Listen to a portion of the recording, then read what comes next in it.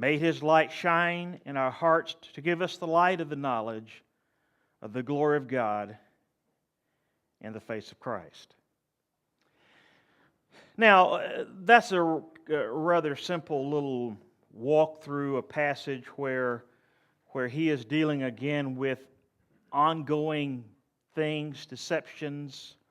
It's hard to know how we can kind of make any sort of analogy from that today, but and I certainly wouldn't say it's purely analogous, but we have a lot of things in our day when it comes to really saying what the gospel is.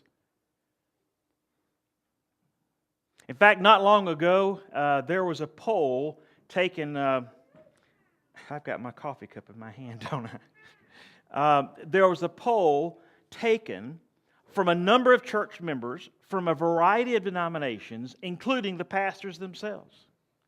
And the question was asked, what is the purpose of the church? And this is no jive. These are active church-going folk and the reverend. Most of the people who said the purpose of the church was to care for people. Well, that's not a bad idea. Caring for people. Others will say it's to love people. Many others said the purpose of the church is to help the poor. Well, that's what we're supposed to do too.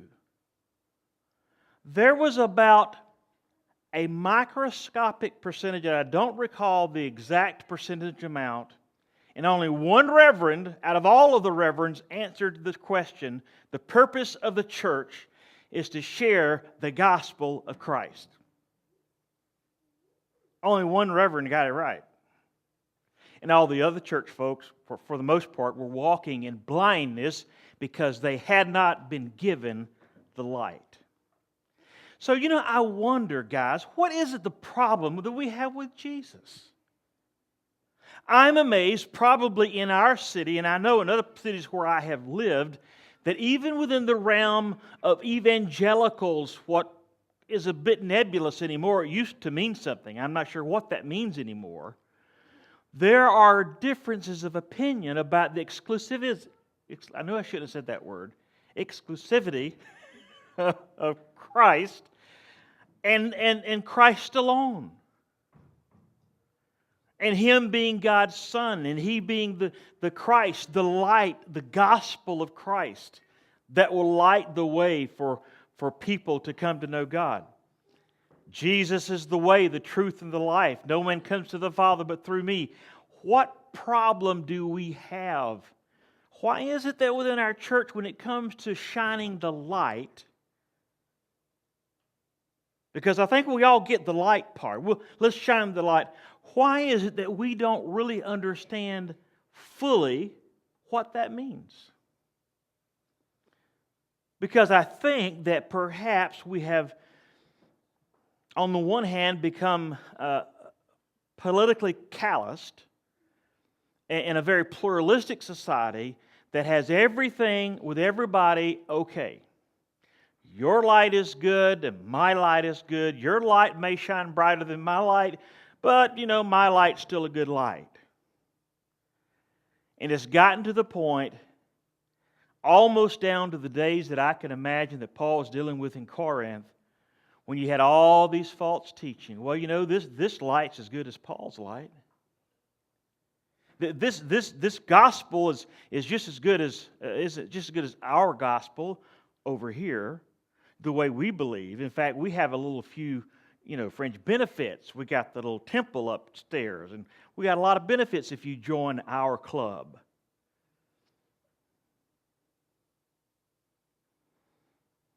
And I want to share, so as a result, I want to share with you two simple things you see in your outline, if you can call it that. And I want you to look at the first one very, very carefully. Simplicity will lose you if you don't pay very close attention. First of all, the light of the gospel is Christ. Period. We are to shine His light. We aren't the light. We are to shine His light, and there is no plan B. You know, we live in a world of appeals. We live in a world where we think, well, if this doesn't work out, somebody else will make it happen or someone else will come along. According to the Scriptures and according to what we understand about the times in which we live, and the times that when Jesus came and made it all clear, His purpose coming on earth, about the light of the gospel being the glory of Christ and all of these things, somehow we've got this complacent idea that you know, everything's up to God. We get that. But somehow we've lost the responsibility that God has given us to shine His light. And if we don't understand what shining that light is, if shining your light is the social gospelist of days past, or the shining your light is something of just doing good for your neighbor. In fact, there's a lot of people, believe me, there are a lot of people, religious, not religious, and somewhere in between, that honestly believe that to be a good person, to be good to your neighbor, to do a good day's work, don't beat your wife, your cat, your dog, or your kids, you're going to heaven. I mean, they really think if you'll just be a good person, then we'll all be in heaven someday, somehow. God has given you and me the privilege to shine the gospel of the light of Christ. And there is not another plan. You're it. You and I are. We be it. Conjugate that.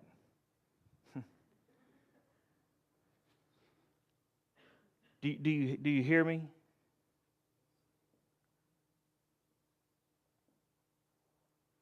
We are ambassadors. We are to shine His light.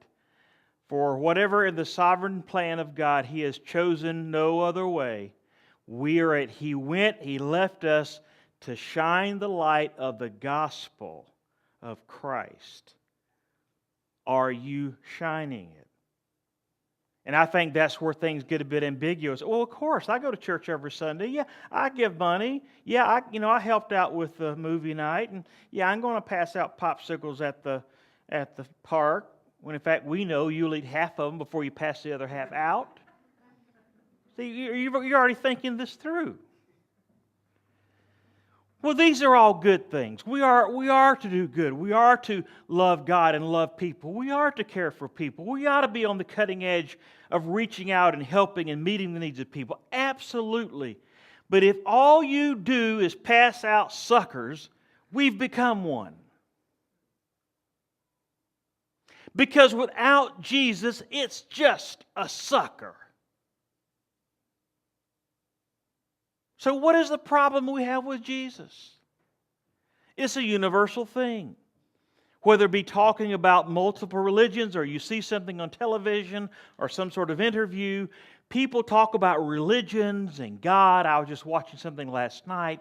It's just comical. You know, I don't know how many PhDs these guys can get from Harvard and still be so blissfully crazy, and they're idiots. But I guess they say things and they look at the Scripture as just pure literature. They got all the stuff. They have the knowledge, or at least they have the literature down, and it's all played out in their minds as another Iliad or of Homer or something of the like. And somehow in the midst of the knowledge, there is no light. And it's gotten some of us to the place to where almost hedging. We won't say it in public, but we've almost become a little paranoid about saying too much about religious things, particularly Jesus. I mean, we see it all the time. We see it at ball games. We see it, someone suing somebody because someone's going to pray, and somehow they convince us that we can't say Jesus. You can say Jesus anywhere, anytime you want. It has nothing to do with the separation of church and state, and that was absolutely free. We've been fooled that has something to do with separation of church and state. Absolutely. You can say Jesus anywhere, anytime you want. But we have become afraid to shine our light. Let's make our light a little palatable. Don't shine it in their eyes. Let's just kind of cover it a little and make it kind of mix up with the others.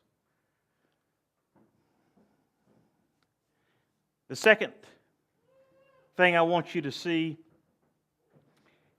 is and you'll be reading this personally, if I were to be the only believer on earth or the only light on earth, would those in darkness ever see my light? If I were the only one who had a light, would anybody in the darkness of the world ever see my light? And to more personalize that, I think I would say, ask us, when was the last time that you let your light shine? And so we don't misunderstand each other. I'm talking about not, well, I invited so-and-so to church. Well, good. Oh, I invited so-and-so to come out to the hot dog. Well, good. You can feed them 1,000 hot dogs, and they'll die and go to hell with a belly full of hot dogs if they don't come to know Jesus. We don't get the thing with Christ. And it seems like that's a term that we easily feel as if we have to easily walk around, and at least in many circles, you can talk about God all you want, you can talk about religious things all you want, but when you get to this Jesus thing, it messes people up. Now, I don't know how Rick Warren got to do the presidential prayer.